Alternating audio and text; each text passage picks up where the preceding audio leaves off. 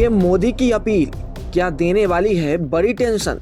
देश में ईंधन की खपत कम करने को लेकर एक अपील के बाद अचानक से कई तरह के सवाल खड़े होने लगे। लोगों के मन में यह चिंता पैदा हो गई कि क्या पेट्रोल डीजल की किल्लत होने वाली है, क्या अब ईंधन पर कोटा लागू किया जाएगा, क्या आने वाले समय में पेट्रोल डीजल की कीमतों में बड़ा उछाल देखने को मिलेगा, क्या इस स्थिति का असर देश की अर्थव्यवस्था पर पड़ेगा और सबसे बड़ा सवाल यह है कि आखिर देश के पास कितने दिनों का ईंधन स्टॉक बचा हुआ है। इन सभी सवालों ने आम लोगों से लेकर मार्केट तक में हलचल पैदा कर दी है। सोशल मीडिया से लेकर आम बातचीत तक हर जगह यही चर्चा होने लगी है कि क्या यह किसी बड़े संकट का संकेत है या सिर्फ एक एहतियाती संदेश। चलिए एक एक करके सभी पहलुओं को समझने की कोशिश करते हैं। सबसे पहले पीएम मोदी की उस अपील को सुन लीजिए जिसमें उन्होंने ईंधन बचाने के लिए कहा था।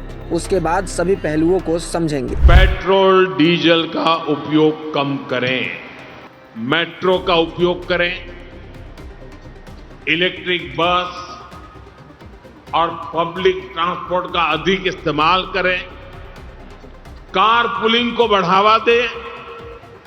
जिनके पास कार है वे एक गाड़ी में ज्यादा लोगों को साथ लेकर चलें। जिनके पास ईवी है वे भी दूसरों की मदद के लिए आगे आएं।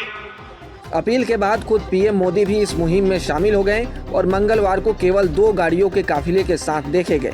यानी इतना तो साफ है कि संकट सामान्य नहीं है। अब बात करते हैं ईंधन स्टॉक की। तो सरकारी आंकड़ों के अनुसार देश के पास फिलहाल पर्याप्त मात्रा में पेट्रोलियम भंडार मौजूद हैं। मौजूदा समय में भारत के पास करीब 60 दिनों का कच्चा तेल और नेचुरल गैस स्टॉक है, जबकि एलपीजी का भंडार लगभग 45 दिनों तक के लिए पर्याप्त बताया गया है। इसका साफ मतलब यह है कि देश में तुरंत किसी तरह की ईंधन कमी या सप्लाई संकट की स्थिति नहीं है। सरकार की ओर से यह भी स्पष्ट है कि फिलहाल ईंधन की राशनिंग या किसी तरह का कोटा सिस्टम लागू करने की कोई योजना नहीं है। लोगों से अपील की गई है कि वे घबराकर खरीदारी न करें, क्योंकि पैनिक बाइंग से अनावश्यक दबाव पैदा होता है। अब सवाल उठता है कि जब स्थिति सामान्य है तो फिर यह अपील क्यों की गई। इसका जवाब वैश्विक परिस्थितियों में छिपा हुआ है, जहां लगातार भू राजनीतिक तनाव बना है। खासकर स्ट्रेट ऑफ हॉर्मुज जैसे महत्वपूर्ण तेल मार्ग पर किसी भी तरह की बाधा पूरी दुनिया की सप्लाई को प्रभावित करती है। भारत ने ऐसे जोखिमों से निपटने के लिए अपनी ऊर्जा रणनीति को मजबूत किया है और तेल आयात के स्रोतों को काफी विविध बनाया है, यानी कि अलग अलग देशों से तेल इंपोर्ट शुरू किया है। आज रसिया भारत का सबसे बड़ा क्रूड ऑयल सप्लायर है, जबकि United state, Brazil, Guyana, Nigeria और एंगोला जैसे देशों से भी लगातार तेल का आयात किया जा रहा है। इस विविधता का सबसे बड़ा फायदा यही है कि किसी एक क्षेत्र में संकट आने पर भी देश की सप्लाई पूरी तरह प्रभावित नहीं होती। यही कारण है कि सरकार बार बार यह भरोसा दिला रही है कि देश की ऊर्जा सुरक्षा मजबूत है और किसी तरह की कमी की आशंका नहीं है।